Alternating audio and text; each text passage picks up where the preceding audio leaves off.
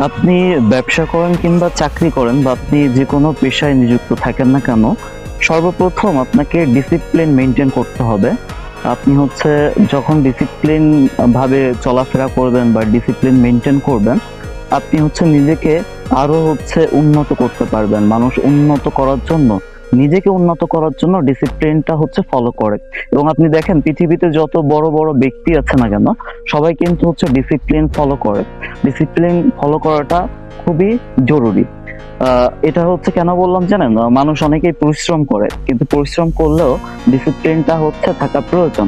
Discipline যদি না থাকে আপনি কোনো কিছু করতে পারবেন না। অক্ষয় কুমার দেখেন, অক্ষয় কুমারের হচ্ছে একটা জিনিস খুবই ভালো লাগে।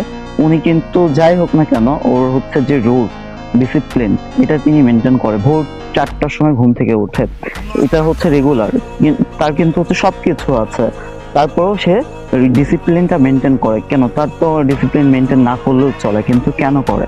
কারণ সে জানে ভালো করে আজকে যদি আমি সকাল 10টা পর্যন্ত ঘুমাই, তাহলে আমার এই হ্যাবিটটা আর থাকবে না। আমি ভোর 4টায় প্রতিদিন উঠতে পারবো না। কিন্তু আমি যদি কন্টিনিউয়াসলি প্রতিদিন হচ্ছে ভোর 4টায় উঠে এবং একটা ডিসিপ্লিনের মধ্যে দিয়ে যাই, তাহলে আমার এটা রেগুলার হ্যাবিটে পরিবর্তন হয়ে যাবে।